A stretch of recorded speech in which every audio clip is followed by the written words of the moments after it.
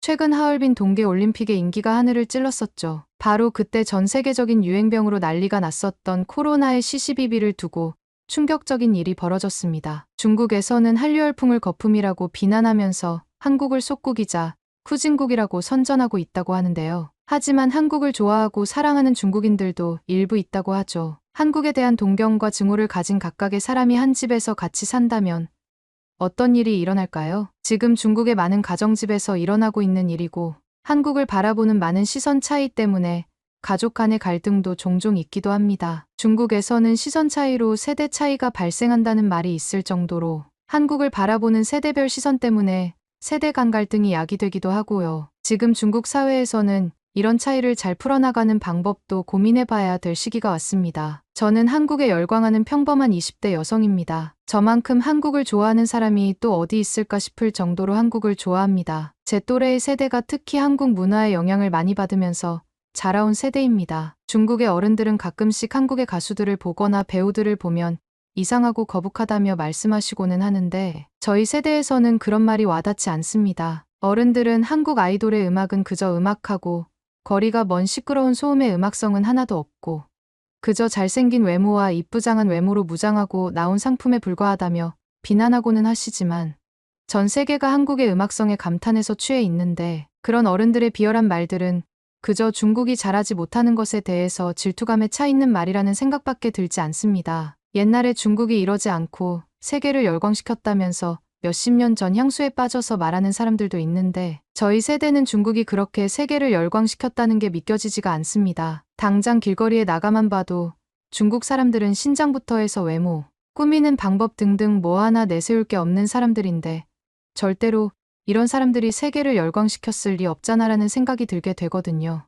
오죽하면 한국 사람 닮았다는 말을 들으면 어딜 가나 정말 최고의 외모 칭찬으로 통용되는데 그만큼 한국의 파급력은 정말 대단합니다. 그런 한국에 가 보고 싶은 것도 제 소원이고요. 하지만 저희 집에 계신 할아버지는 제가 한국을 좋아하고 한국을 따라하는 것을 좋게 보시지 않아요. 근데 제가 한국에 간다고 하면 아주 난리가 날 게 뻔하죠. 게다가 할아버지는 이미 90년대에 한국에 다녀오셨던 경험이 있어요. 할아버지는 한국과의 격차가 너무 나서 중국에 태어난 걸 감사해야 한다며 말씀하시고는 하는데 할아버지는 제가 태어나기도 전에 한국에 다녀와 보셨으면서 너무 이상한 소리만 늘어놓으시거든요. 고등학생 때는 할아버지의 눈치가 보였지만 지금은 그렇지 않습니다. 제 의지대로 행동하지 못할 이유가 하나도 없습니다. 그래서 친구들과 함께 한국 여행을 계획했습니다. 그래도 할아버지한테는 비밀로 했죠. 부모님도 제가 한국 여행을 계획하고 계신 것을 알고 계시고 할아버지한테만 상하이에 다녀온다고 말씀하는 게 좋겠다고 하셨습니다. 친구들과 상하이에 여행을 간다고 하니까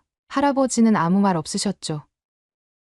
근데 그러다가 저녁 식사 자리에서 그만 제가 말실수를 해버리고 말았어요. 상하이에 간다고 해놓고 실수로 여권 이야기를 해버렸거든요. 할아버지는 눈치채셨고 한국에 가는 거냐라고 물으셨죠. 그렇다고 대답했고 난리가 날 줄 알았는데 의외로 별 말씀 안 하시더군요. 할아버지는 제가 한국에 가기 전에 저한테 잠깐 할 말씀이 있으시다고 하셨어요. 할아버지와 차를 마시며 대화했는데 할아버지, 세대 때의 한국과 지금 세대가 느끼고 있는 한국이 많이 다른 걸로 알고 있다며 할아버지가 다녀오셨던 90년대에도 반중 감정이 있어서 할아버지가 불쾌한 경험을 당한 적이 있었다면서 이번에 한국에 가게 되면 지금 코로나의 진원지로 인해서 반중 감정으로 좋지 않은 분위기인 것은 마찬가지이기 때문에 반드시 조심해야 한다고 말씀해 주셨습니다. 한국이 많이 성숙했고 발전했다고 하는 이야기는 들어서 이번에 제가 한국에서 그 어떤 차별과 불합리한 대우 없이 잘 다녀오면 할아버지, 본인도 한국에 대해서 더 이상 나쁜 말을 하지 않겠다고 하셨습니다. 반면에 제가 정말 한국에서 부당한 대우를 받고 오게 되면 앞으로 할아버지가 하는 소리를 잔소리로 생각하지 말아 달라고 하셨죠. 저도 그러겠다고 할아버지와 약속을 했습니다. 그 전에 할아버지가 그냥 한국에 대해서 안 좋은 이야기를 하실 때마다 또 그러시나 보다 하고 넘겼지만 이렇게 진중하게 이야기하시니 솔직히 조금 불안한 마음도 들었습니다. 실제로 전 세계 모든 국가들이 중국에 대한 감정이 좋지 않은 시기거든요. 중국에서는 코로나는 자연질병이라는 입장이고 다른 나라들은 말도 안 된다며 중국의 세균연구소가 진원지라는 입장이기 때문에 서로 간의 생각 차이가 심한 것으로 알아요. 정치에 관심 없는 저로서는 판단할 수 없는 말이지만 분명한 것은 한국도 지금 중국에 대한 감정이 좋지 않다는 건 사실이기 때문이죠. 친구들에게도 이런 이야기를 했고, 사실 그런 것들 때문에 지금 중국 사람 입장에서 한국 말고도 다른 나라 어디든지 가는 게 눈치 보인다며 조심스러운 입장이기는 했습니다. 하필 여행 계획을 세웠는데 이런 상황이 되니 조금 억울하기도 했지만 그렇다고 해서 여행을 포기할 정도는 아니라는 생각이 들었습니다. 그렇게 절친한 친구 왕이랑 후이와 함께 한국에 도착했습니다. 저희는 중국 사람들이 선호하는 한국의 여행지들을 둘러봤어요. 한국의 광팬인 제가 20살이 넘어서 한국에 처음 오다니 너무 감격스러운 한국의 거리 모습이었지만 한편으로는 진작 와보지 못한 것에 대한 안타까운 마음도 교차했습니다. 경복궁을 포함해서 주변의 삼청동, 인사동을 다 둘러봤습니다. 너무나 예쁜 곳이 많아서 시간 가는 줄 몰랐어요. 그리고 저희가 다녔던 모든 카페나 기념품 가게들, 그리고 식당들에서 저희는 중국인에 대한 차별 그리고 반중 감정을 표출하는 사람을 단 한 사람도 만나보지 못했습니다. 저와 친구들은 혹시라도 나쁜 사람을 만나게 될까봐 고민했던 시간이 아까웠다는 생각이 들 만큼요. 심지어 카페에서는 저희가 중국에서 온 사람들인 것을 알고 중국어를 써주시며 친절하게 대해주셨습니다. 관광지랑 전혀 상관없는 숙소 근처였는데 카페 점원은 자신이 중국어 공부를 했었다며 진심으로 저희를 반겨주는 눈치였습니다. 그리고 한국어에 모두 능통한 저희 멤버들은 그 어디에서도 뒤에서 한국어로 저희를 흉보거나 중국을 욕하는 사람들을 찾아볼 수 없었습니다. 부끄러운 말이지만 중국에 있을 때 한국인 관광객이나 중국인 관광객이 있으면 뒤에서 소근소근 중국어로 흉을 보는 사람들을 본 적이 있어요. 그걸 듣고 있자면 너무나 부끄럽고 같은 중국인으로서 너무나 창피하거든요. 하지만 한국에서는 중국 사람을 오히려 환영해주면 환영해 주었지. 욕을 하는 사람은 없었습니다. 적어도 저희가 만났던 모든 사람들, 모든 장소에서 그랬습니다. 물론 중국을 싫어하는 한국인이 있을지라도 그것을 면전에 대놓고 드러내는 것과 그렇지 않은 것은 아주 큰 차이가 있다고 생각하고 그래서 한국 사람들은 다들 성숙한 사람들이라고 생각했습니다. 그러다가 저희는 나름대로 위기를 맞이하게 되는데요. 한국의 예쁘고 감성 있는 카페에 자주 들렀던 저희. 일행은 중국에 대한 이야기를 하는 한국 사람들을 만나게 됩니다. 저희는 자리에 앉아서 조용히 차를 마시고 사진을 찍고 있었는데 저희 뒤 테이블에서 중국의 코로나 원인과 관련해서 이야기를 나누고 있는 한국 사람들의 말소리가 들렸습니다. 본능적으로 저희 셋은 조용히 정말 조용히 소곤소곤대면서 대화를 나누었습니다. 저희가 중국 사람인 것을 들키지 않도록요. 저희 뒷테이블에는 남자 2명이 대화하고 있었고 중국에 대한 신랄한 비판이 이어졌죠. 남자들의 목소리는 크고 고양되어 있었습니다. 할아버지께서 말씀하시기를 한국의 젊은 사람들은 혈기왕성함을 통제 못해서 어떻게 행동할지 모르니 반중 감정을 나타내는 젊은 한국 사람들은 꼭 조심하라고 하셨던 말도 떠오르고 솔직히 무서운 생각이 들었습니다. 저희가 중국인인 것을 알고 해코지할 수도 있다고 생각했습니다. 저희는 긴장했고 아무 말이 없었습니다. 왕이와 후이도 떨고 있었어요. 한국어를 다 알아듣는 저희는 분위기가 나쁘다는 것을 알아차렸고 조용히 일어나서 카페를 빠져나가기로 했어요. 그리고 쟁반의 그릇들을 정리하다가 유리잔끼리 부딪히는 소리가 났고 평소라면 아무렇지도 않은 소리였겠지만 긴장하고 있던 틈에 후이가 놀랐고 동시에 중국어로 깜짝이야라고 크게 말해버렸습니다. 뒷테이블 한국 남자들과 저희는 눈이 마주쳤고 저는 곧바로 합니다. 다 중국이 잘못했습니다. 저희는 죄가 없어요. 라고 말하며 위기를 모면하려고 했습니다. 하지만 한국 사람들은 오히려 더 놀라서 뒤에 중국분이 계신 줄 알았으면 이런 얘기 안 했을 텐데 몰랐다며 미안하다고 말씀해 주셨어요. 너무 놀라버린 후이는 손바닥으로 얼굴을 가리고 울기 시작했고 뒤에 한국 사람들은 아주 크게 당황한 표정이었습니다. 그리고 어쩔 줄 몰라 하며 저희한테 연신 죄송하다고 사과를 해주셨습니다. 저도 한국 사람들을 보고 계속 중국이 잘못했습니다. 고개 숙여 인사했고 후이도 험악한 분위기가 아닌 것에 안심하며 천천히 진정했습니다. 한국 남자 일행들은 중국 정부의 행동에 대해서 비판한 것이고 중국 사람들을 향한 비난은 아니었다며 한국어를 잘하는 중국인을 본 적도 없어서 옆 테이블에 계실 줄은 꿈에도 몰랐다고 했습니다. 자기들이 다른 나라에 여행을 갔는데 한국을 욕하는 사람이 있으면 기분이 나빴을 것이라며 사과의 의미로 조각 케이크를 주문해주고 카페에서 나가겠다고 하셨습니다. 그러면서 자기들 때문에 한국에 대해서 안 좋게 생각하시게 될까봐 너무 미안하다며 끝까지 사과해 주셨습니다. 저와 왕이 그리고 후이도 사실 중국의 행동이 옳다고 생각하지 않고 있었고 그것 때문에 전 세계에서 비난받고 있는 상황도 알고 있습니다. 사실 저희한테 뭐라고 했어도 할 말이 없었을 수도 있어요. 중국 정부에 대한 비판적인 태도를 무고한 중국인과 별개로 생각해 주시는 한국 사람들의 성숙한 모습에 감명받기도 했습니다. 저희는 한국에서 원치 않는 갈등을 마주칠 뻔했지만 그런 상황은 없었습니다. 그리고 무사히 여행을 마치고 중국으로 돌아와서 할아버지한테 내가 내기에서 이겼다며 앞으로 할아버지는 한국에 대해서 욕하지 않아 주셨으면 좋겠다고 했습니다. 할아버지가 완전히 생각을 바꾸시지는 못하셨을 거라고 생각해요. 하지만 그 뒤로 제가 있는 자리에서만큼은 한국에 대한 안 좋은 이야기를 하시지 않고 계십니다. 그리고 저는 다음번에는 부모님과 할아버지와 함께 한국에 가겠다는 계획을 세우고 있습니다. 할아버지가 보셨던 90년대의 한국이 어땠는지는 모르겠지만 최소한 2024년에 한국의 모습을 꼭 보여드리고 싶거든요. 구독과 좋아요 부탁드리며 사연자분께 전하고 싶은 말씀이 있으시면 남겨주시면 전달해드리겠습니다. 그러면 더욱 감동적인 다음 사연으로 넘어가겠습니다. 현재 베트남은 지금 심각한 위기를 겪고 있습니다. 한때 관광의 천국으로 불리던 이 나라가 어떻게 이런 상황에 처하게 되었을까요? 한국 관광객들의 급격한 감소, 대규모 시위, 그리고 경제적 혼란, 이 모든 것이 베트남의 현주소입니다. 전쟁의 폐허에서 일어나 세계 경제 강국으로 우뚝 선 한국과 관광 산업에 과도하게 의존하다 위기에 빠진 베트남. 이 두 나라의 대조적인 상황은 우리에게 무엇을 말해주고 있을까요? 그럼 오늘 외국인을 통해서 한국과 베트남에 대한 비교에 대해서 이야기 드리겠습니다. 단순한 업무 지시가 제 인생을 바꿔놓을 거라고는 전혀 생각하지 못했어요. 하지만 여기 제가 서 있네요. 스미스 미국 출신의 애 전문가가 한국 서울 한복판에요. 여기 건물들은 하늘을 찌를 듯이 높고 눈길 닿는 곳마다 오래된 사찰과 반짝이는 새로운 상점들이 나란히 있어요. 마치 과거와 미래가 제일 친한 친구가 된 것처럼 보이더라고요. 처음 한국으로 오라는 소식을 들었을 때는 그다지 신나지 않았어요. 그냥 또 다른 나라에서 하는 또 다른 일이라고 생각했거든요. 하지만 그게 얼마나 큰 우산이었는지 금방 알게 됐죠. 비행기에서 내리자마자 이곳은 제 관심을 확 사로잡았고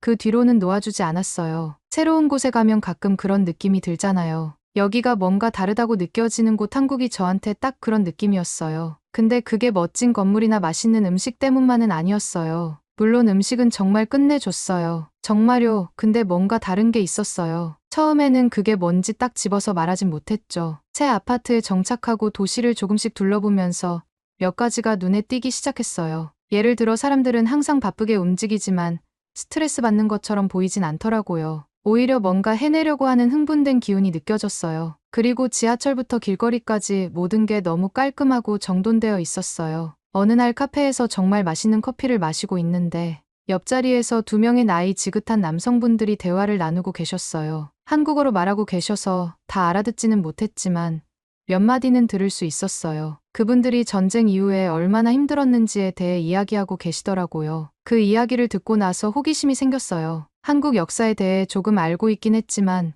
깊이 알지는 못했거든요. 그래서 더 알아보기 시작했어요. 그리고 그때 알게 된 사실들이 정말 놀라웠어요. 지금 이 멋진 기술과 화려한 건물들이 있는 이 한국이 이번에 정말 가난했더라고요. 세계에서 가장 가난한 나라 중 하나였다고 하더라고요. 한국은 오랫동안 일본의 지배를 받았는데 그게 한국 사람들에게 엄청 힘든 일이었대요. 그러다 일본에서 벗어나자마자 바로 전쟁이 터졌죠. 한국 전쟁이 나라를 남북으로 나누고 모든 걸 다 파괴해버렸어요. 근데 더 놀라운 건 그 이후예요. 한국은 가난한 상태로 머물지 않았어요. 몇십 년 만에 엄청나게 성장해서 세계에서 가장 부유한 나라 중 하나가 된 거예요. 사람들은 이걸 한강의 기적이라고 불러요. 한강은 서울을 가로지르는 큰 강이죠. 이걸 알게 되면서 자연스럽게 다른 나라들에 대해서도 생각해 보게 됐어요. 예를 들어 베트남 같은 곳이요. 저는 베트남을 정말 좋아해요. 그곳의 해변, 음식, 친절한 사람들 다 좋아해요. 그런데 경제적으로 보면 베트남은 좀 더 어려운 상황에 있는 것 같아요. 베트남은 한국처럼 식민 지배를 당하지 않았는데 그게 이점이 될 것 같잖아요. 그런데도 어떻게 한국은 더 빠르고 강하게 성장할 수 있었을까요? 이 질문이 저를 멈출 수 없게 만들었어요. 대체 한국은 어떻게 해낸 걸까? 무엇이 한국을 다르게 만든 걸까? 더 알아볼수록 저는 더 매료되기 시작했어요. 이건 단순히 돈이나 높은 건물들 때문이 아니었어요. 사람들 때문이었어요. 그들의 정신, 그들의 의지 때문이었죠. 한국은 너무나도 많은 고난을 겪었어요. 남의 지배를 받았고 전쟁도 있었고 극심한 가난까지요. 그런데 그들은 포기하지 않았어요. 오히려 그 힘든 시간들을 연료 삼아 더 열심히 일하고 뭔가 대단한 걸 만들어냈어요. 이제 서울을 보는 시선이 달라졌어요. 모든 고층 빌딩이 단순히 멋진 건물처럼 보이지 않았어요. 그건 이 나라가 얼마나 멀리 왔는지를 보여주는 상징이었어요. 모든 첨단 공장 분주한 조선소 밤늦게까지 공부하는 학생들 하나하나가 다 같은 이야기를 들려주는 것 같았어요. 얼마나 이 나라가 많은 시련을 겪었고 그럼에도 불구하고 계속해서 다시 일어섰다는 이야기요. 그리고 그걸 보면서 저 자신에 대해서도 생각하게 됐어요. 저도 힘든 일이 닥쳤을 때 어떻게 반응하는지 말이에요. 저는 포기하는 사람인가요? 아니면 그 도전들을 이용해 더 강해지는 사람인가요? 그날 저녁 집으로 걸어가면서 도시의 불빛들이 하나둘 켜지고 분주한 거리들이 조금씩 조용해지는 걸 보며 문득 깨달았어요. 제 단순한 업무가 전혀 단순한 게 아니었다는 거요. 이건 하나의 여정의 시작이었어요. 단순히 한국을 이해하는 것뿐만 아니라 제 자신을 이해하기 위한 여정이기도 했어요. 그때는 몰랐지만 이건 시작일 뿐이었어요. 한국은 저에게 더 많은 것을 가르쳐 줄 준비가 되어 있었고 저는 그걸 배울 준비가 되어 있었죠. 서울의 북적이는 거리들을 걸으면서 주위를 둘러보니 하늘을 찌를 듯한 고층 빌딩과 첨단 기술들이 눈에 들어왔어요. 불과 몇십 년 전만 해도 이 도시가 폐허였다는 게 믿기지 않았어요. 그래서 이 놀라운 변화가 어떻게 일어났는지 더 깊이 알아보기로 했어요. 먼저 한국전쟁 기념관을 방문했어요. 전시물 앞에 서 있으니 등골이 서늘해지는 느낌이 들었어요. 한국전쟁은 이 나라를 완전히 황폐화시켰더라고요. 건물은 무너졌고 가족들은 뿔뿔이 흩어졌으며 경제는 바닥을 쳤어요. 생존을 위해 발버둥치는 사람들의 흑백 사진을 보니 마음이 너무 아팠어요. 하지만 그때 놀라운 일이 일어났어요. 포기하는 대신 한국 사람들은 고통을 동력 삼아 더 나은 미래를 만들기로 결심했어요. 전쟁 직후 한국은 세계에서 가장 가난한 나라 중 하나였대요. 믿을 수 있나요? 지금의 서울을 보면 상상이 안 되죠. 저는 궁금해졌어요. 도대체 어떻게 이들이 아무것도 없는 상태에서 세계적인 강국으로 성장할 수 있었을까요?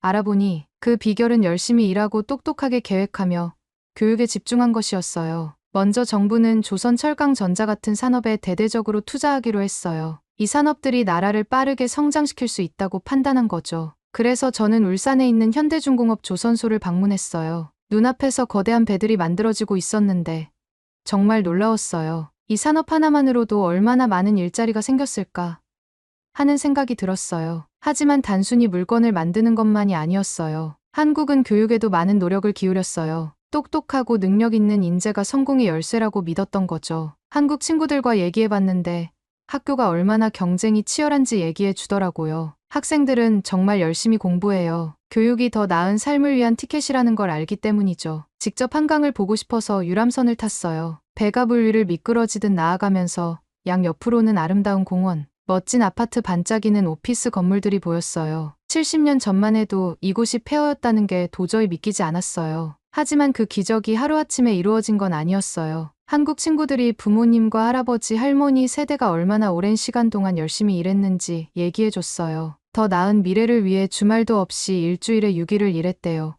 결코 쉬운 일이 아니었겠죠. 하지만 그들의 노력은 결실을 맺었어요. 어느 날 서울에 있는 한 첨단 기술 회사를 방문했어요. 사무실은 젊은 사람들로 가득 차 있었고 그들은 스마트폰 화면, 전 세계에서 사용되는 컴퓨터 칩 같은 첨단 기술을 개발하고 있었어요. 이 모든 게 수십 년간 교육과 산업에 대한 투자의 결과라는 생각이 들었어요. 저는 한국의 여정을 다른 나라들과 비교하지 않을 수 없었어요. 예를 들어 베트남을 떠올려 봤어요. 베트남도 아름다운 나라에다 풍부한 문화를 가지고 있지만 한국처럼 빠른 성장을 이루지는 못했죠. 베트남은 관광업과 외국 자본에 많이 의존했는데 이런 건 불안정할 수 있어요. 반면 한국은 자체적으로 강력한 산업을 키우고 사람들에게 투자했어요. 조사를 마치며 한국이 이룬 성과에 깊은 존경심이 들었어요. 그들은 고통스러운 과거를 동기 삼아 뭔가 놀라운 것을 만들어냈어요. 단순히 돈을 벌고 높은 빌딩을 세우는 게 아니라 다음 세대가 더 나은 삶을 살 수 있도록 미래를 준비한 거였어요. 서울을 거닐면서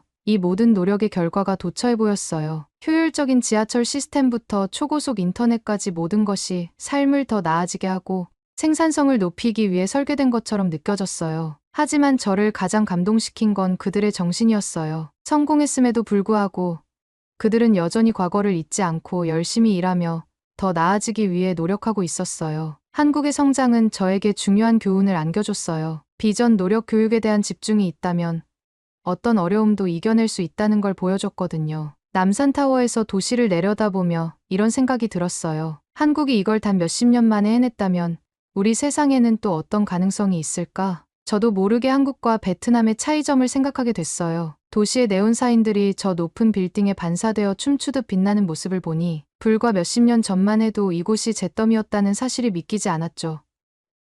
작은 공원이 보이길래 잠시 벤치에 앉았어요. 가족들과 친구들이 시원한 저녁 공기를 즐기는 모습을 지켜보면서요.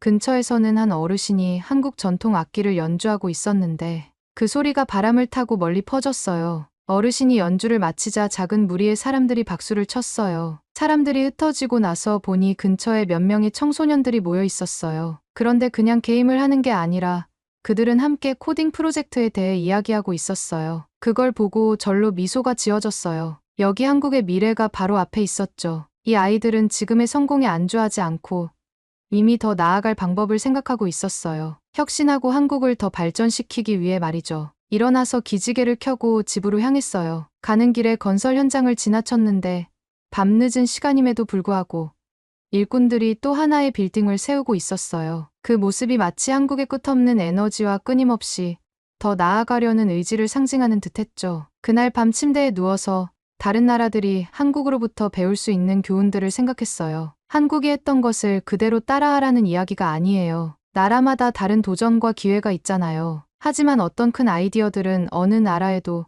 도움이 될 수 있을 거라는 생각이 들었어요. 하나 사람들에게 투자해라 교육은 단순히 지식을 암기하는 게 아니라 문제 해결 능력과 혁신가를 만드는 거예요. 둘 스스로의 강점을 키워라. 다른 이들이 줄 수 있는 것에만 의존하지 말고 세상이 필요로 하는 것을 만들어야 해요. 과거에서 배우되 과거에 갇히지 마라. 역사를 동기부여로 삼아 더 나아가야지. 포기의 이유로 삼으면 안 돼요. 내 장기적인 관점을 가져라. 당장의 빠른 해결책이 잠깐은 좋을지 몰라도 진정한 발전은 시간이 걸려요.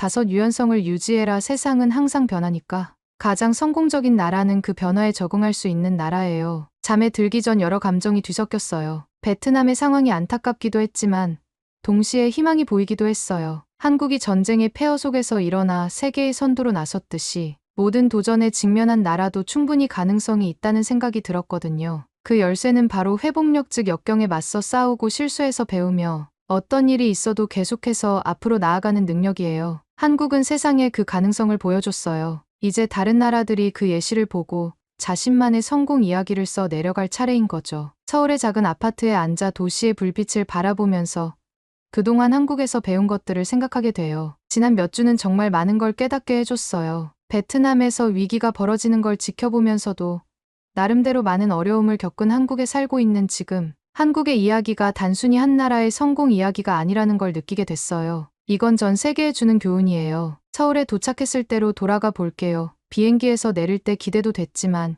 약간 긴장도 됐었어요. 그때는 한국에 대해 잘 알지 못했어요. 스마트폰을 잘 만들고 케이팝이 인기 있다는 정도였죠. 하지만 이곳에서 사람들과 이야기하고 한국의 역사를 배우면서 많은 걸 다르게 보기 시작했어요. 사실 한국은 지금처럼 번쩍거리는 하이테크 나라가 아니었어요. 불과 몇 세대 전만 해도 이 나라는 세계에서 가장 가난한 나라 중 하나였어요. 일본의 지배를 받았고 끔찍한 전쟁으로 나라가 두 동강났으며 그 후엔 엄격한 정부 통치 아래에 있었죠. 지금은 바쁜 거리와 높은 빌딩을 보면 상상이 안 가지만 이곳 사람들은 아직도 그 힘들었던 시절을 기억하고 있어요. 놀라운 건 한국이 어떻게 상황을 반전시켰느냐는 거예요. 힘들다고 포기하지 않았어요. 대신 문제를 직시하고 우리가 이걸 고칠 거야 라고 말한 거죠. 그리고 정말 똑똑한 선택을 했어요. 교육에 집중해서 아이들이 최고의 교육을 받을 수 있도록 했고 자동차, 배, 전자제품 같은 걸 만들어서 다른 나라에 팔 수 있는 산업을 키웠어요. 그렇지만 단순히 돈을 벌기 위한 게 아니었어요. 제가 만난 한국 사람들은 나라에 대한 자부심이 대단해요. 오늘은 단지 자신만을 위해 일하는 게 아니라 나라 전체가 잘 되기를 바라는 마음으로 열심히 일해요. 마치 모두가 한 팀처럼 다 같이 나아가고 있는 것 같아요. 이제 베트남 얘기를 해볼게요.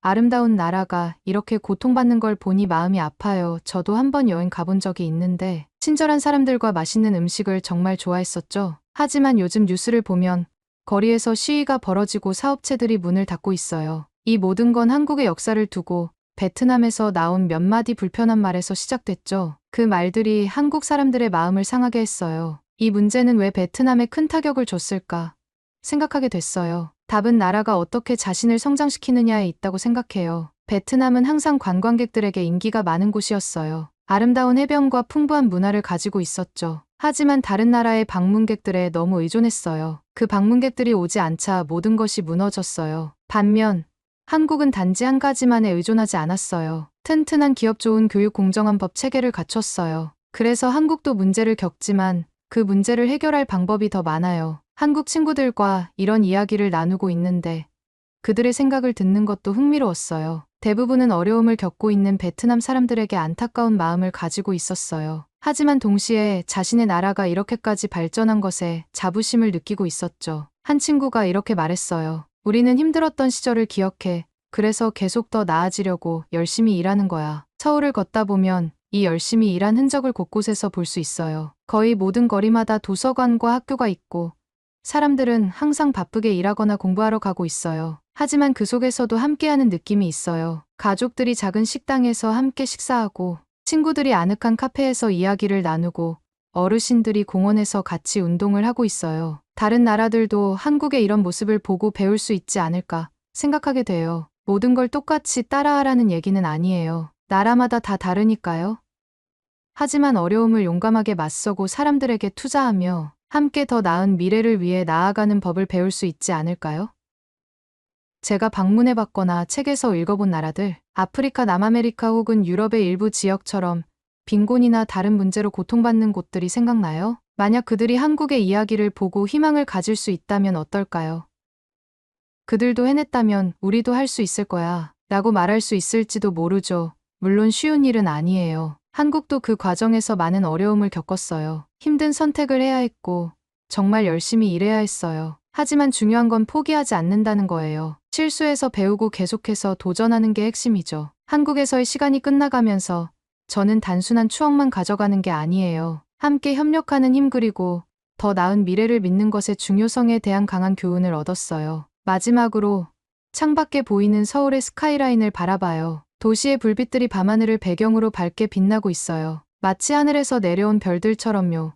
그 불빛 속에서 수백만 명의 꿈과 노력의 결실을 봐요. 그리고 언젠가 그 불빛들이 세계 곳곳에서도 그렇게 밝게 빛나기를 바라요. 짐을 싸면서 한 가지는 확실해요. 이제 세상을 전과 똑같이 볼 수 없을 거예요. 한국의 이야기는 사람들이 함께하고 결코 포기하지 않으면 무엇이든 가능하다는 걸 보여줬어요. 이 이야기는 제가 어디를 가든 꼭 함께 나누고 싶은 희망의 이야기예요. 비가 창문을 세차게 두드리는 소리에 잠에서 깼어요. 누가 자갈을 계속 던지는 것처럼 시끄러웠거든요. 저 델라라고 해요. 저는 미국 출신 기자고 지금 일본 동경에서 살고 있어요. 제 일은 이 지역에서 일어나는 중요한 사건들을 보도하는 거예요. 눈을 비비며 핸드폰을 집어들었어요. 밝은 화면이 눈을 잠깐 아프게 했지만 그걸 보자마자 그건 아무것도 아니었어요. 뉴스 헤드라인이 엄청난 재난에 대해 떠들어대고 있었거든요. 바로 한국에서요. 제 가슴이 철렁 내려앉았어요. 한국, 일본 바로 옆 나라죠. 그곳이 물에 잠기고 있었어요. 하루 만에 몇 달치의 비가 쏟아진 거예요. 얼마나 많이 왔냐고요. 마치 100개의 욕조에 물을 가득 채워서 뒷마당에 다 부은 것 같은 양이에요. 일부 지역에서는 300mm가 넘는 비가 내렸다고 해요. 침대에서 벌떡 일어나 준비를 시작했어요. 이건 꼭 보도해야 하는 일이었거든요. 그런데 아무리 준비해도 제가 보게 될 장면에 대비할 수는 없었어요. 처음 들어온 이미지들을 보자 입이 떡 벌어졌어요. 차들이 마치 욕조 속 장난감 배처럼 도로 위를 둥둥 떠다니고 있었어요. 자기 가족 차가 그냥 떠내려가는 걸 본다고 상상해보세요. 미친 상황이었죠. 그때 가슴이 찢어질 듯 아픈 장면을 봤어요. 부모들이 무릎까지 차오른 물을 헤치며 아이들을 안고 가는 모습이었어요. 그들의 표정은 두렵고 지쳐 보였어요. 저도 모르게 저 아이들이 얼마나 무서웠을까 생각하게 됐어요. 집과 거리가 강처럼 변한 걸 보면서 말이죠. 가장 끔찍했던 건 대피소였어요. 집에 있을 수 없는 사람들이 모이는 곳이잖아요. 그런데 사람들로 가득 차 있었어요. 가족들이 모여 앉아 걱정스러운 얼굴로 주위를 둘러보고 있었고 아이들은 아마도 집에서 가져온 유일한 소지품일 그들의 소중한 장난감을 꼭 쥐고 있었어요. 하지만 이런 혼란 속에서도 놀라운 걸 봤어요. 한국 사람들은 정말 강했어요. 포기하지 않았어요. 응급구조대원들이 여기저기서 사람들을 구조하는 모습이 보였어요. 그 장면은 마치 잘 짜인 춤을 보는 것 같았어요. 그들은 정확히 뭘 해야 할지 알고 있었죠. 저는 한국이 재난에 대비하는 방식에 대해 배웠던 게 떠올랐어요. 그들은 재난을 심각하게 받아들이고 준비도 철저히 하죠. 계획도 세우고 연습도 하고 재난이 닥쳤을 때 바로 대응할 수 있도록 준비해요. 젊은 사람들이 인력사슬을 만들어 어르신들이 침수된 거리를 건널 수 있게 도와주는 장면도 봤어요. 가게 주인들이 굶주린 가족들에게 무료로 음식을 나눠주는 모습도 있었고요. 모두가 한 가지 목표에 집중하고 있었어요. 바로 이 재난을 함께 극복하는 것이었죠. 기자로서 저는 여러 어려운 상황을 본 적이 있지만 이번 건 달랐어요. 그냥 사실만 보도하는 게 아니었어요. 저는 마치 한 나라가 하나로 뭉치는 장면을 지켜보고 있는 기분이었어요. 그 순간 알았어요.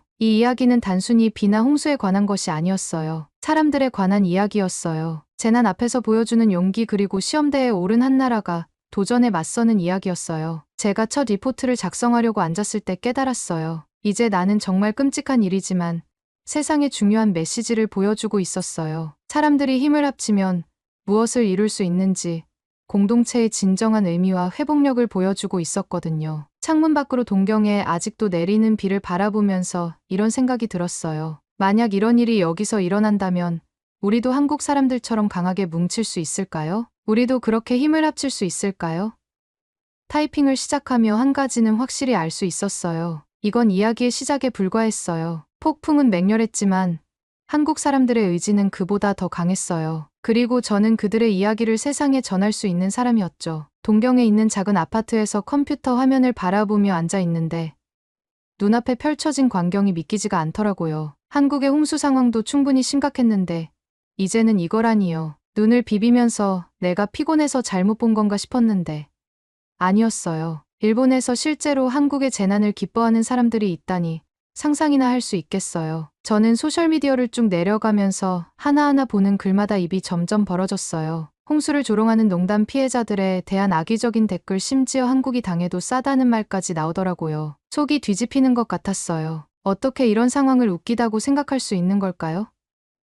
이건 실제 사람들의 삶이에요. 그들이 집을 잃고 소중한 물건을 잃고 어쩌면 사랑하는 사람들마저 잃고 있을지 모르는 상황이었어요. 절대 농담거리나 게임이 아니죠. 방금까지 한국에서 취재한 장면들이 떠올랐어요. 깊은 물속을 힘겹게 건너는 사람들의 두려운 눈빛, 대피소에서 울고 있는 아이들의 울음소리, 물에 잠긴 채 완전히 사라진 동네들, 정말 가슴 아팠어요. 그런데 여기 앉아서 안전하고 건조한 곳에서 키보드로 남의 불행을 비웃는 사람들이 있다는 게 너무 어이가 없었죠. 그런데 더 황당한 건 그 뒤에 이어진 이야기였어요. 일본의 일부 사람들이 정말 말도 안 되는 소리를 하기 시작했는데 한국이 방파제 역할을 했으니 일본에 돈을 내야 한다는 거예요. 2번이나 읽어봤어요. 이게 대체 무슨 말인가 싶어서요.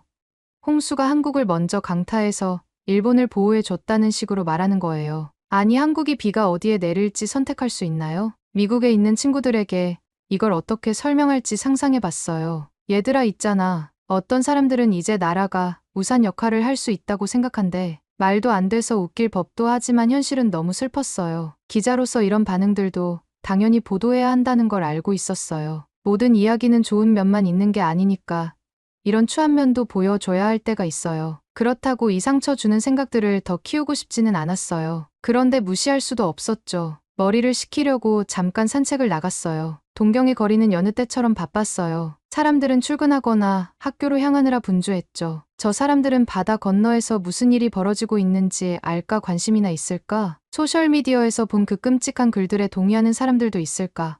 궁금했어요. 걸으면서 이곳저곳에서 들려오는 대화 조각들을 들었어요. 어떤 사람들은 홍수 피해자들을 걱정하는 목소리도 있었어요. 그런데 어떤 사람들은 홍수가 일본 경제에 미칠 영향을 더 신경 쓰는 것 같았고, 또 어떤 사람들은 제가 온라인에서 봤던 그 못된 농담들을 그대로 따라하고 있더라고요. 작은 카페에 들어가 커피 한 잔을 시켰어요. 구석에 있는 트에서는 한국에서의 홍수 소식을 전하고 있었어요. 구조대원들이 침수된 건물에서 사람들을 구출하는 장면이 나오고 있었는데 그들의 얼굴에는 결연한 의지가 가득했어요. 그때 생각했죠. 진짜 영웅은 저 사람들이지, 화면 뒤에 숨어서 다른 사람들의 고통을 비웃는 사람들이 아니라고요. 다시 아파트로 돌아와서 기사를 쓰기 시작했어요. 단어 선택을 조심해야 했어요. 한국에서 본 용기와 친절함, 그리고 일본에서 본 잔인한 댓글들 사이의 대조를 어떻게 보여줄 수 있을지 고민했어요. 국경이나 과거의 감정이 재난 앞에서는 아무런 의미가 없다는 걸 어떻게 전할 수 있을까요? 일본과 한국의 역사를 떠올렸어요. 복잡하고 서로 상처 주고 오해한 일들이 많았죠. 하지만 이런 시기에는 서로의 차이를 내려놓고 도와줘야 하지 않을까요? 독자들을 상상하면서 글을 썼어요. 동경에 사는 중학생 한 명이라도 이 글을 읽고 나쁜 농담을 퍼뜨리기 전에 한 번쯤 생각하게 될까요? 아니면 오사카에 사는 어떤 가족이 홍수 피해자들을 돕기 위해 기부를 결정하게 될까요? 제 글이 작은 차이라도 만들 수 있을까요? 글을 마무리하면서 일본에서 봤던 따뜻한 반응들도 포함시켰어요. 기부를 위해 자원봉사 활동을 조직하고 피해자들을 응원하는 메시지를 보내는 사람들도 있었어요. 그게 저에게는 희망이었어요. 못된 댓글은 단지 소수의 목소리일 뿐일지도 모른다고요. 기사를 마치고 나니 온몸이 지쳤지만 그래도 해야 할 일을 해냈다는 생각에 뿌듯했어요. 제가 기자가 된 이유는 중요한 이야기를 전하고 사람들이 서로를 더 잘 이해할 수 있도록 돕기 위해서였어요. 이 글이 선한 마음을 더 많이 불러일으키고 혐오를 줄이는 데 도움이 되기를 바랐어요. 편집장에게 기사를 보내고 창밖을 바라봤어요. 바다 건너 어딘가에서 사람들은 다시 삶을 재건하기 위해 싸우고 있었죠. 저는 그들의 이야기를 솔직하고 공정하게 계속 전할 것을 조용히 다짐했어요. 결국 우리는 모두 그냥 인생의 폭풍을 견디며 살아가는 사람들이니까요. 뉴스가 전해지는 걸 보면서 제 눈을 믿을 수가 없었어요. 한국의 홍수 참사를 보도한 지 며칠 되지도 않았는데 이번엔 제가 머무르고 있던 일본에서 또 다른 재난이 일어난 거예요. 마치 자연이 잔인한 장난이라도 치는 것처럼 한국의 비극 바로 뒤에 일본에도 폭풍이 몰아치기 시작한 거죠. 비는 화요일 아침부터 내리기 시작했어요. 처음엔 그냥 평범한 동경에 비 오는 날처럼 보였어요. 하지만 시간이 지날수록 비는 멈출 기미가 없었어요. 오히려 점점 더 세차게 쏟아졌고 아파트 지붕을 두드리는 비 소리가 밤새 이어져서 잠을 제대로 잘 수가 없었어요. 수요일이 되자 상황은 더 심각해졌어요. 아파트 밖거리들이 점점 물에 잠기기 시작했거든요. 물이 시간마다 불어나면서 차들이 그 속을 억지로 지나가려는 모습을 봤어요. 작은 차들은 물살에 휩쓸려 떠내려가기도 했고요. 저는 카메라와 노트북을 챙겨 들고 현장을 취재하러 나갔어요. 바람이 너무 강해서 몸이 휘청거릴 정도였어요. 가로등을 붙잡고 겨우 균형을 잡으면서 물에 잠긴 거리를 지나가야 했어요. 어느 동네에 도착했을 때 한 가족이 집에서 필요한 물건들을 구해내려고 애쓰고 있는 걸 봤어요. 엄마와 어린아들이 허벅지까지 차오른 물속에서 비닐봉지에 옷과 중요한 서류를 담아 들고 나오는 모습이었어요. 두 사람의 얼굴에 담긴 공포와 결연함이 잊히지 않을 것 같아요. 더 높은 지대로 이동하던 중 갑자기 큰 굉음이 들렸어요. 처음엔 천둥 소리인 줄 알았는데 아니었어요. 바로 눈앞에서 언덕 한쪽이 거대한 산사태로 무너져 내리고 있었어요. 마치 재난 영화 한 장면 같았지만 이건 현실이었죠. 흙과 바위가 언덕 아래에 있는 집들을 덮치면서 모든 걸 삼켜버렸어요. 구조대원들이 곳곳에서 생존자들을 찾기 위해 애쓰고 있었어요. 그들은 맨손으로 진흙을 파헤치며 혹시라도 갇혀있을 사람들을 찾으려 외치고 있었죠. 한 소방관이 반쯤 무너진 건물에서 어린 여자아이를 구출해냈고 그 아이의 부모는 안도와 함께 눈물을 흘리며 아이를 꼭 끌어안았어요. 다음 날에는 상황이 더 이상하게 변했어요. 일본의 일부 지역에선 우박이 내리기 시작했거든요. 근데 그 우박들이 평범한 크기가 아니었어요. 골프공만 한 크기의 우박들이 차 유리를 깨고 지붕을 찌그러뜨릴 정도였어요. 사람들은 가방이나 우산을 머리 위에 이고 뛰어다니며 피신했어요. 이 혼란 속에서 취재를 하다 보니 저도 모르게 한국 생각이 났어요. 며칠 전 한국에서도 비슷한 광경을 목격했었거든요. 물에 잠긴 거리, 파괴된 집들, 공포에 질린 사람들. 이제 일본에서 똑같은 상황을 마주하고 있으니 정말 비현실적인 기분이 들었어요. 기억나는 게 일본의 일부 사람들이 소셜미디어에서 한국의 상황을 조롱했던 적이 있었어요. 어떤 사람들은 한국이 그런 일을 당해도 싸다고까지 말했었죠. 그런데 이제 일본이 똑같은 재난을 겪고 나니 그 말들이 얼마나 어리석고 잔인하게 들리는지 모르겠어요. 자연은 국경이나 나라 간의 오래된 다툼 같은 건 신경 쓰지 않아요. 어디든 언제든 재앙을 내릴 수 있는 거죠. 이번 재난을 보면서 깨달았어요. 자연의 힘 앞에서는 누구도 안전하지 않고 다른 나라가 고통받을 때 기뻐해서는 안 된다는 거요. 총리가 텔레비전에 나와 정부의 대응이 왜 이렇게 늦었는지 설명하려 하는 걸 보면서 한국이 얼마나 신속하고 효율적으로 대응했는지를 떠올렸어요. 그때 확실히 느꼈어요. 재난에 대비하는 게 얼마나 중요한지. 그게 결국 사람들의 목숨을 구하는 일이라는 거요. 그 후 며칠은 정신없이 보도를 하고 틈틈이 할 수 있는 곳에서 돕기도 하면서 지금 벌어지는 일을 이해하려 애썼어요. 그 과정에서 많은 사람들의 친절을 목격했어요. 이웃들이 서로를 돕고 낯선 이들이 집을 잃은 사람들에게 음식을 나눠주고 머물 곳을 제공하는 모습을 보며 한국에서 봤던 공동체 정신이 떠올랐어요. 물이 서서히 빠지면서 온통 진흙과 잔해로 뒤덮인 풍경이 남아 있었지만 저는 그때 진짜 일이 이제 막 시작된 거라는 걸 알았어요. 재건에는 몇 달 아니 몇 년이 걸릴 수도 있겠죠. 하지만 집과 가게를 청소하며 다시 시작하려는 사람들의 결연한 표정을 보며 희망의 조각을 찾을 수 있었어요. 이번 재난을 통해 중요한 걸 배웠어요. 자연이 덮칠 때 그 사람의 국적이나 사용하는 언어는 중요하지 않아요. 중요한 건 우리가 어떻게 대응하느냐, 그리고 용기와 연민으로 서로를 돕는 태도인 거죠. 저는 이번 일을 겪으면서 일본과 한국이 자연의 거대한 힘 앞에서 조금 더 가까워지길 바랐어요. 서울의 분주한 거리 한가운데 서 있었어요. 카메라가 목에 걸려 있었고 도시가 생동감으로 가득 차 있었지만 마음 한구석엔 여전히 역사라는 무거운 짐이 느껴졌어요. 해외 특파원으로서 여러 이야기를 다뤄왔지만 이번 이야기는 왠지 달랐어요. 자연재해나 정치적 긴장에 관한 이야기가 아니었고 두 나라 한국과 일본이 과거의 무게를 안고 앞으로 나아가려는 이야기였으니까요. 제가 그려드릴게요. 서울 거리를 걷고 있다고 상상해보세요. 한쪽에는 케이팝 스타들이 춤추는 모습을 거대한 스크린으로 보여주는 세련된 현대식 건물이 있어요. 반대쪽엔 작은 박물관이 있고 거기엔 나이 든 여성들의 사진이 걸려 있어요. 이 여성들의 얼굴은 친근한데 눈 속엔 깊은 슬픔이 담겨 있어요. 이분들이 바로 위안부 할머니들이에요. 일본이 제2차 세계대전 중 많은 한국 여성들을 강제로 성노예로 삼았던 끔찍한 역사의 생존자들이죠. 이 극명한 대비가 저를 크게 흔들었어요. 한 나라가 어떻게 이렇게 밝은 미래를 그리면서도 이런 고통스러운 과거를 짊어질 수 있을까 생각했어요. 제가 기억하는 건 김 할머니와의 대화예요. 올해로 85세가 된 그분은 제 손을 잡고 이렇게 말했어요. 우리는 복수를 원하지 않아요. 그저 진실이 알려지길 바랄 뿐이에요. 그 말이 마음에 깊이 박혔어요. 한국은 처벌을 원하지 않았어요. 그들이 바란 건 진실성과 진심 어린 사과였어요. 하지만 위안부 문제만이 아니었어요. 강제징용 문제도 있었거든요. 전쟁 중에 많은 한국인들이 일본 공장과 광산에서 열악한 조건에서 강제노동을 해야 했어요. 그 후손들 중 일부는 여전히 인정과 보상을 위해 싸우고 있었어요. 강제징용 피해자들이 많이 살고 있는 작은 마을을 방문했었어요. 그곳에서 이 할아버지의 손자인 이 씨가 오래된 사진과 서류를 보여줬어요. 할아버지는 그 시절에 대해 한 번도 말씀하신 적이 없었어요. 돌아가시고 나서야 할아버지의 일기를 찾았죠. 그분이 겪으셨던 일들을 상상하기가 힘들어요. 라고 말했죠.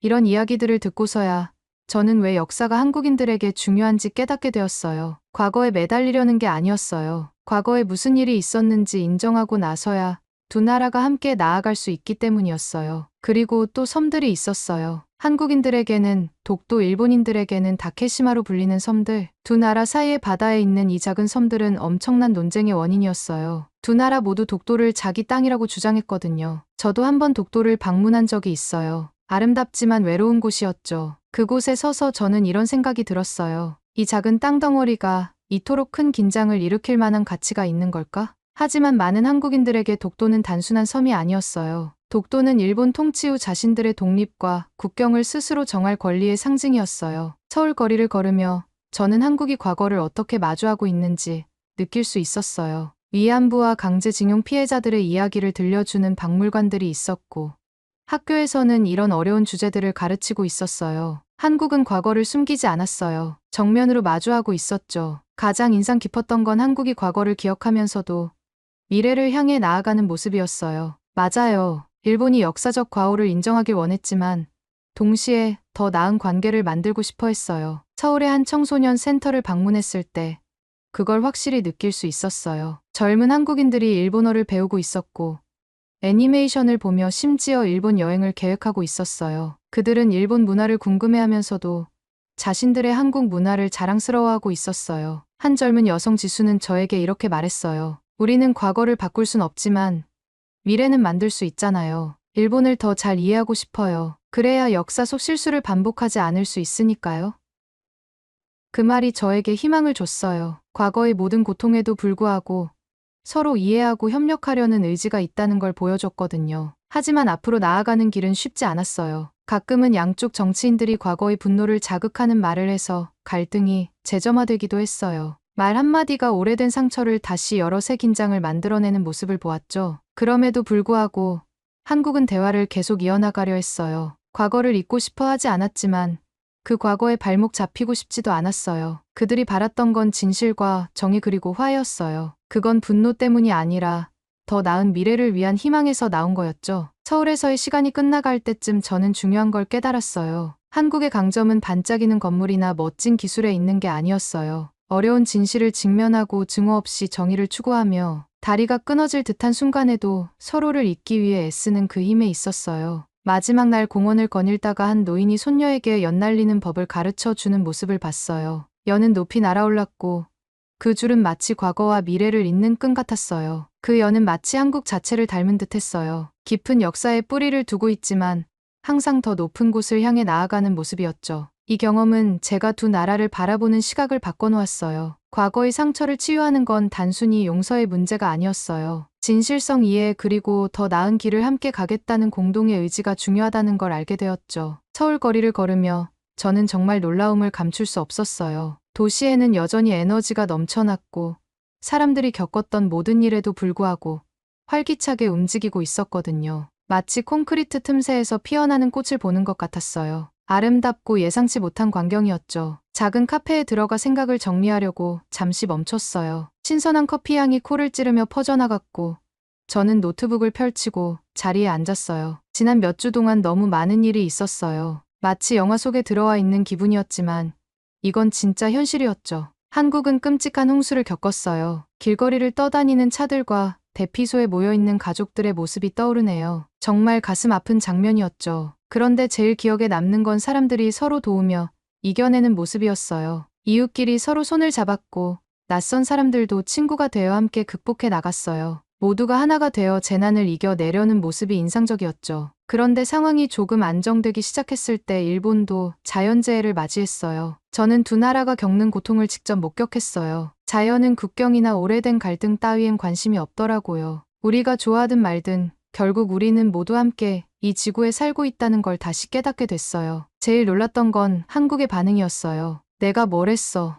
라고 말하거나 등을 돌리지 않고 오히려 도움을 주려고 했어요. 문제를 함께 해결하기 위해 협력하자고 나섰어요. 마치 지혜로운 형이나 누나가 나서서 다른 이들에게 본보기를 보여주는 것 같았어요. 일본에서 만났던 한오부 생각이 났어요. 그분의 슬픈 눈빛이 아직도 잊혀지지 않아요. 그는 바다의 미래에 대해 걱정하고 있었죠. 그런데 한국이 나서서 바다를 보호하기 위한 대화와 협력을 제안한 일이 떠올랐어요. 그 일 덕분에 혹시라도 우리가 지구를 함께 지킬 수 있을지 모른다는 희망이 생겼어요. 커피를 한 모금 마시며 창밖을 바라봤어요. 젊은이도 나이 든 사람도 모두 자신만의 목적을 가지고 움직이는 것처럼 보였어요. 한국은 그저 생존하는 게 아니라 자신과 믿기 앞으로 나아가고 있었어요. 그들은 미래를 계획하고 있었고 모두의 삶을 더 나은 방향으로 만들기 위한 큰 꿈을 가지고 있었죠. 휴대폰을 꺼내 메시지를 확인했어요. 일본에 있는 제 친구들이 한국에 대해 새롭게 이야기하고 있었어요. 그들은 호기심을 가지고 있었고 감탄하기도 했죠. 심지어 몇몇은 한국으로 이사하고 싶다는 얘기까지 했어요. 불과 몇 주 전만 해도 인터넷에서 본 부정적인 댓글들과는 정말 다른 분위기였어요. 카페를 나와 근처 공원을 산책하기로 했어요. 나무들은 푸르고 생기가 넘쳐났어요. 마치 폭풍이 끝난 것을 축하하는 것처럼 보였죠.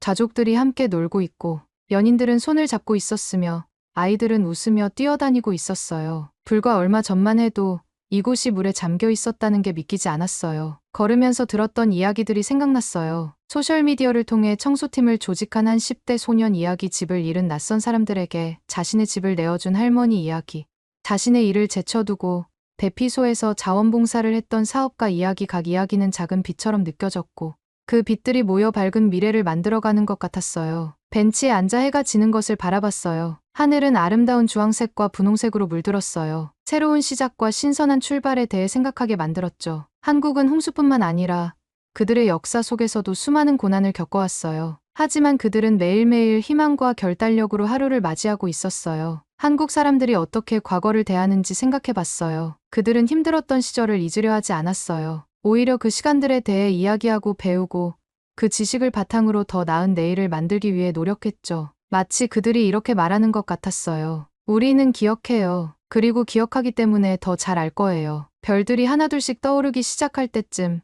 저 자신도 변화된 걸 느꼈어요. 저는 이곳에 기자로 와서 기사를 찾고 있었어요. 하지만 훨씬 더 많은 것을 얻어가고 있었어요. 진정한 강인함이 무엇인지 보게 됐거든요. 강함은 단지 강하고 화를 내는 게 아니라 친절하고 협력하고 결코 포기하지 않는 데서 나오는 거였어요. 마지막으로 노트북을 꺼내 제가 배운 것들을 적었어요. 하나, 자연은 국경에 관심이 없다. 우리는 모두 함께 살아간다. 둘, 누군가를 돕는 건 결국 모두를 돕는 것이다. 그들이 과거의 적이었더라도 과거를 기억하는 건 괜찮다. 하지만 그 기억이 우리의 발목을 잡게 두지 말자. 큰 문제는 모두가 협력해야 해결할 수 있다. 다섯, 때로는 친절함이 가장 강한 힘이다. 노트북을 닫으면서 저는 미래가 기대되었어요. 여기서 본 것들을 더 많은 사람들이 배울 수 있다면 우리 모두가 조금 더 나은 방식으로 어려움을 마주할 수 있지 않을까요? 한국은 저에게 커다란 폭풍도 함께 노력하면 극복할 수 있다는 것을 보여줬어요. 호텔로 돌아가는 길에 저는 마치 친구의 집을 떠나는 듯한 기분이 들었어요. 한국은 저를 환영해줬고 가르쳐줬고 영감을 주었어요. 이제 어떤 기사를 쓰더라도 그건 단순히 홍수나 정치에 대한 이야기가 아니라 희망, 협력, 그리고 더 나은 세상을 만드는 과정에 대한 이야기가 될 거예요. 하루하루 조금씩 말이죠. 내일은 기사를 쓰기 시작할 거예요. 하지만 오늘 밤은 나라들이 서로도 오고 오래된 원한이 새로운 우정으로 바뀌고 우리가 이 아름답고 연약한 지구라는 하나의 집을 함께 공유하고 있다는 꿈을 꾸며 잠들 거예요. 그러면 더욱 감동적인 다음 사연으로 넘어가겠습니다. 대한민국 서울 한 체코인 여성이 압구정의 성형외과에서 상담을 받고 있습니다. 그러다가 직원이 어떤 이야기를 꺼내자 갑자기 놀라서 소리를 지르는데요. 이게 말이 되는 건가요? 사기치는 거죠. 어떻게 이렇게 될 수 있다는 건데요. 성형외과 직원들이 설득을 해보지만 잘 안 되는 모양인데요. 도대체 어떤 사연 때문에 체코인 여성이 화를 내는 걸까요? 안녕하세요. 체코 프라하의 작은 마을에 사는 제니입니다. 해가 막 지기 시작하면서 제가 살던 작은 마을이 황금빛으로 물들기 시작했습니다. 거리는 오래된 떡갈나무와 더 나은 시절을 보냈던 집들이 늘어선 익숙한 풍경이었습니다. 구석구석 추억이 깃들어 있고 골목마다 추억이 있었죠. 하지만 오늘은 마을이 다르게 느껴졌습니다. 제 옆에 벽이 꽉 막힌 느낌이랄까요? 저는 항상 열심히 살아왔어요. 인생은 제게 수많은 도전을 던져주었지만 저는 결단력과 근성을 가지고 정면으로 맞섰습니다. 남편과 이혼을 하고 샤인을 혼자 키우는 일은 결코 쉽지 않았습니다. 샤인의 웃음 천진난만한 질문 꼭 안아주는 포옹이 저를 버티게 해주었습니다. 하지만 오늘은 우리 상황의 무게가 그 어느 때보다 무겁게 느껴졌습니다. 식료품점은 수년 동안 저희 직장이었습니다. 통로는 익숙했고 제품은 이 어디에 있는지도 알았고 단골 고객들은 가족처럼 느껴졌습니다. 매일 아침 앞치마를 두르고 이름표를 달고 미소를 지으며 또 다른 하루를 맞이할 준비를 하곤 했습니다. 하지만 오늘은 달랐습니다.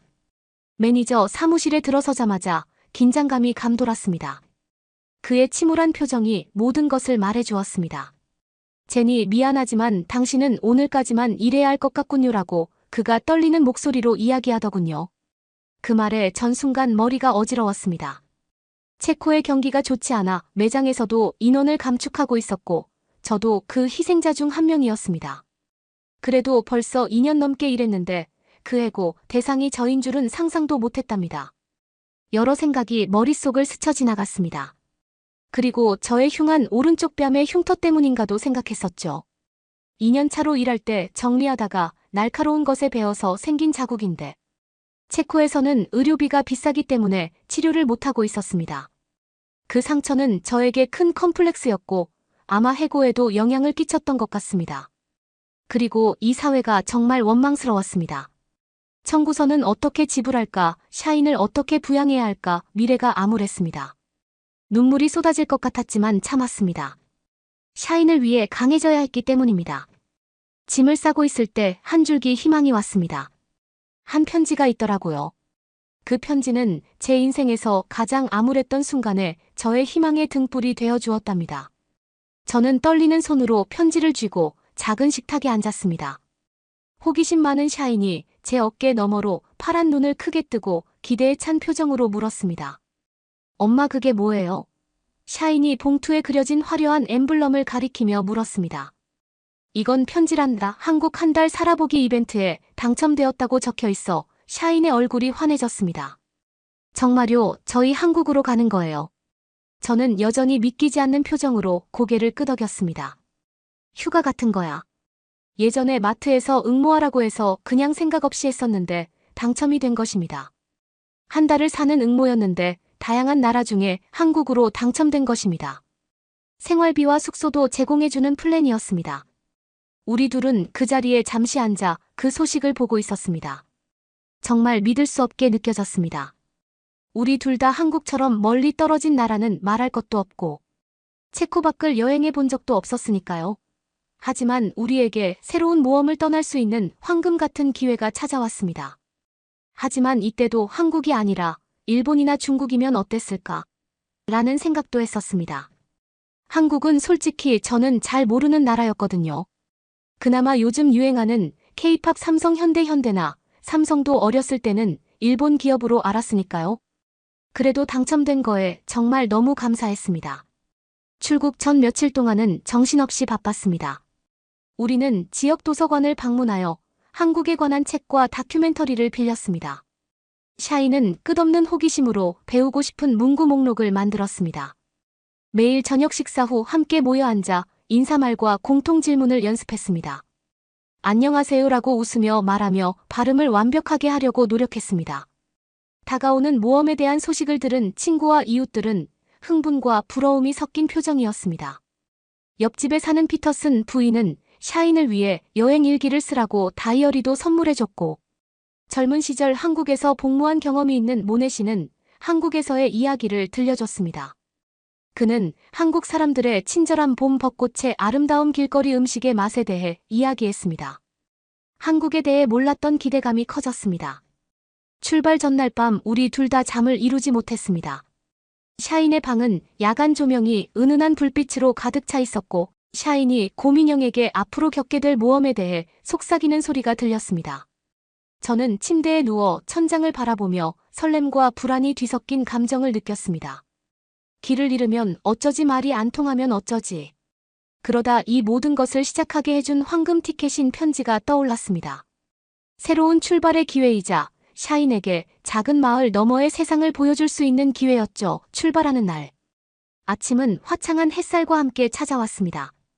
택시가 밖에서 경적을 울리며 여행의 시작을 알렸습니다.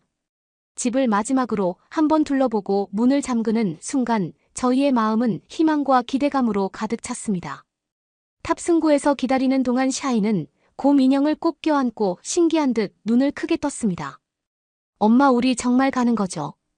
비행기가 인천국제공항에 착륙하고 밖으로 나오자 선선한 바람이 우리를 맞이했습니다. 공항의 규모는 매우 컸고 한국어와 영어로 된 안내 표지판이 여행자를 안내하고 있었습니다. 조금 당황스러웠지만 공항 직원들의 친절한 얼굴이 우리를 안심시켰습니다. 한국에 대한 첫인상은 효율성이었습니다. 간소화된 출입국 절차부터 고속열차까지 모든 것이 시계처럼 잘 돌아가는 것 같았습니다. 샤이는 터치스크린 키오스크와 자동화된 통로를 가리키며 기술에 매료되었습니다. 하지만 가장 인상 깊었던 것은 사람들의 따뜻함이었습니다. 가는 곳마다 낯선 사람들이 미소를 지으며 길을 안내해 주었고, 심지어는 지역 별미를 추천해 주기도 했습니다. 고향의 번잡함과는 완전히 대조적인 풍경이었죠. 제가 괜한 걱정을 했던 것 같습니다. 한국에서의 첫 식사는 전통 식당에서 했습니다. 우리는 바닥에 앉았고 친절한 웨이트리스가 우리에게 요리를 설명해 주었습니다. 샤인과 저는 김치 불고기 비빔밥을 먹었습니다. 대담하고 매콤한 맛으로 미각이 폭발하는 기분 좋은 경험을 할 수 있었습니다. 호텔로 돌아오는 길 멀리 서울의 불빛이 반짝이고 있었습니다. 거리에는 음악과 웃음소리, 길거리 음식 냄새로 활기가 넘쳤습니다. 샤인과 저는 서로를 바라보며 설렘으로 반짝이는 눈을 마주쳤습니다. 이번 여행이 특별할 거라는 걸 알았죠. 서울은 대조의 도시였습니다. 고공 위로 고층 빌딩이 우뚝 솟아있고 전통 찻집 옆에는 현대식 카페가 자리 잡고 있었죠. 샤인과 저는 이 도시를 탐험하며 경이로움과 발견으로 가득 찬 하루를 보냈어요. 우리는 경복궁을 방문하여 그 웅장함과 역사에 감탄했습니다. 샤이는 한국 전통 의상인 한복을 입고 사진 포즈를 취하는 것을 좋아했어요. 또한 도심 속 평화로운 오아시스인 청계천을 따라 산책을 했습니다. 평화로운 분위기였어요. 가장 좋았던 것 중에 저는 재래시장을 방문한 것이었습니다. 상인들은 친절하게 우리에게 시식 기회를 제공했습니다. 샤이는 떡볶이를 먹어보고는 매워서 잘 먹지 못했지만 그래도 땀을 흘려가면서 계속 먹더군요. 매운 음식은 중독성이 있습니다. 하지만 저희를 사로잡은 것은 광경과 소리만이 아니었습니다. 우리가 만난 사람들의 이야기였습니다. 한국 전통 놀이를 가르쳐준 어르신부터 세계여행에 대한 꿈을 공유한 젊은 예술가까지 한 사람이 저희 한국 여행에 특별한 장을 더해주었습니다. 날이 갈수록 샤인과 저는 더욱 가까워졌습니다. 우리는 웃고 울고 희망과 꿈을 공유했습니다. 이번 여행은 단순한 휴가를 넘어 마음의 여행이었습니다. 서울에서 우연히 발견한 가장 흥미로운 것 중 하나는 무인 매장이었습니다. 처음에 샤인과 저는 의아해했습니다. 샤인은 스낵음료 장신구로 가득 찬 작은 가게를 둘러보며 이게 어떻게 작동하는 거죠? 라고 물었습니다. 저는 카운터에 붙어있는 작은 메모를 집어들었습니다. 메모에는 필요한 것을 가져가시고 계산은 상자에 넣어주세요. 신뢰가 우리 가게의 신념입니다. 저는 깜짝 놀랐습니다. 순전히 신뢰로만 운영되는 매장이라는 개념이 낯설었기 때문입니다. 저희는 간식 몇 가지를 신중하게 고른 후 거스름돈을 계산대에 정확히 넣었습니다. 가게를 나서면서 한국 문화의 뿌리 깊은 정직과 성실함에 대해 생각해보지 않을 수 없었습니다. 단순하지만 강력한 신뢰에 대한 교훈을 얻었습니다. 샤인의 기술에 대한 사랑은 우리를 서울 한복판에 있는 독특한 카페로 이끌었습니다. 겉보기에는 여느 커피숍과 다를 바 없어 보였지만 내부에는 전자기기의 천국이 펼쳐져 있었습니다. 테이블에는 태블릿이 설치되어 있었고 로봇이 손님들에게 커피를 서빙하고 있었습니다. 체코에서도 카페가 많은 편인데 바리스타가 없이 커피를 만들어주다니 너무 신기했습니다. 샤이는 로봇 바리스타와 금세 친구가 되어 로봇에게 질문을 던지고 프로그래밍된 농담에 킥킥거리며 웃었습니다. 반면 저는 전통과 기술의 완벽한 조화에 매료되었습니다. 한국 전통차를 마시면서 한국 고전을 홀로그램으로 공연하는 것을 볼 수 있었습니다. 그리고 숙소로 가던 중에 동네 공원 산책을 하다가 넘어져 무릎을 긁혔습니다. 날카로운 통증이 느껴졌고 저는 움찔하며 일어나려고 했습니다. 그 순간 한 젊은 한국 여성이 제 옆으로 달려와 손을 내밀었습니다.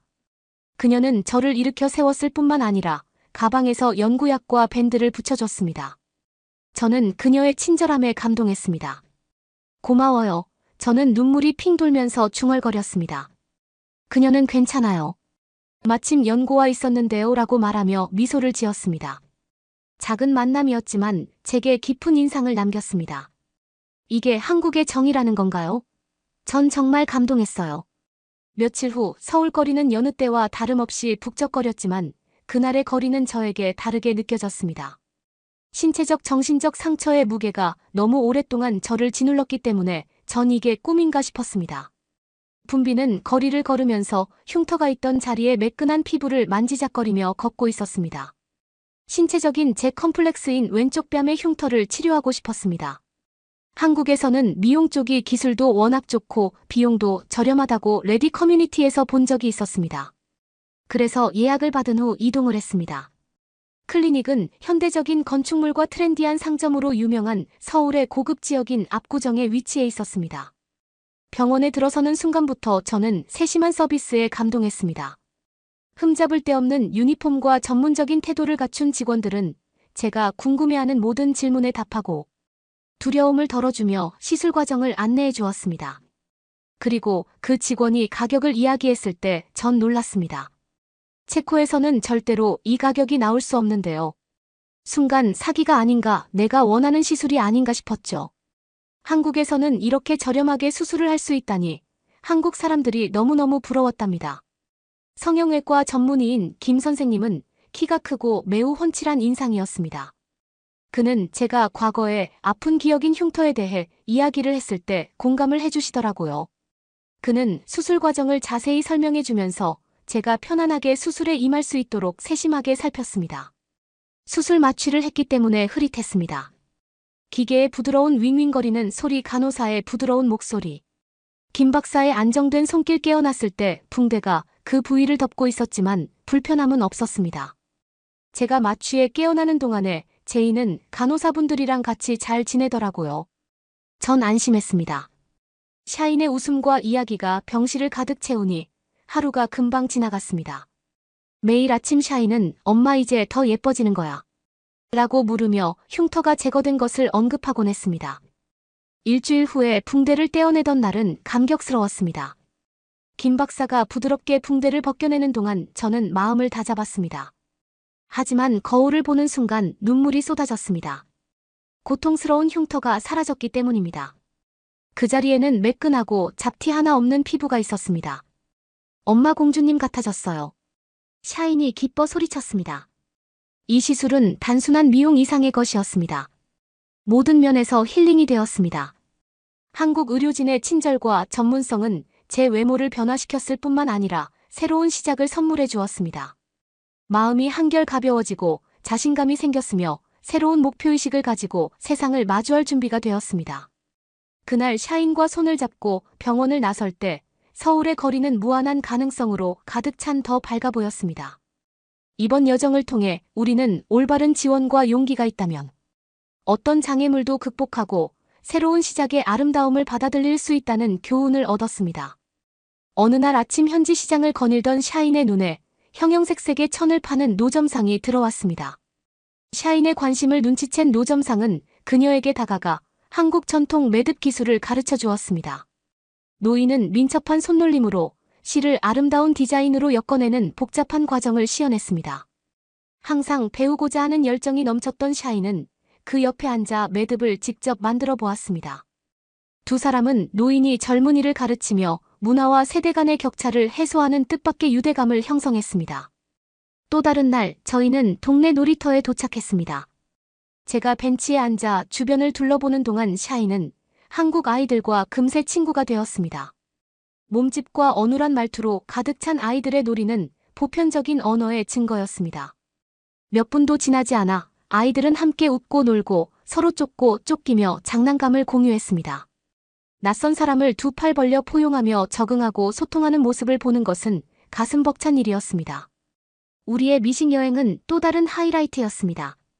모험심이 강한 입맛을 가진 샤인은 접하는 모든 한국 요리를 맛보고 싶어 했습니다.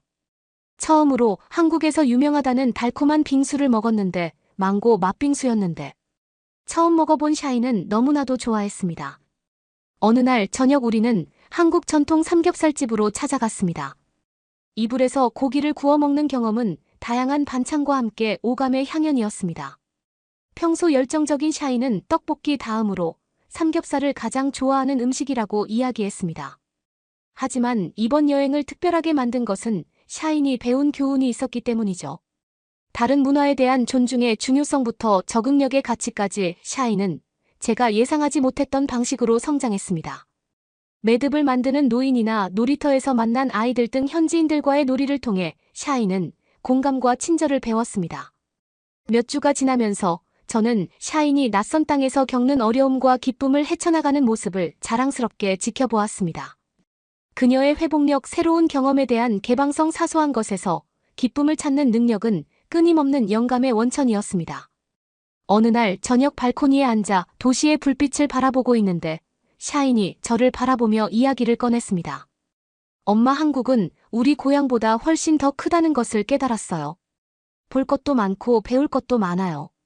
그리고 우리가 같은 언어를 사용하지 않고 같은 음식을 먹지 않아도 마음은 모두 같다는 것을 알았어요. 그러자 저는 샤인에게 이야기를 꺼냈습니다. 여기에 살면 어떨 것 같아? 샤인은 잠시 생각에 잠긴 표정이었습니다. 여기 좋아요.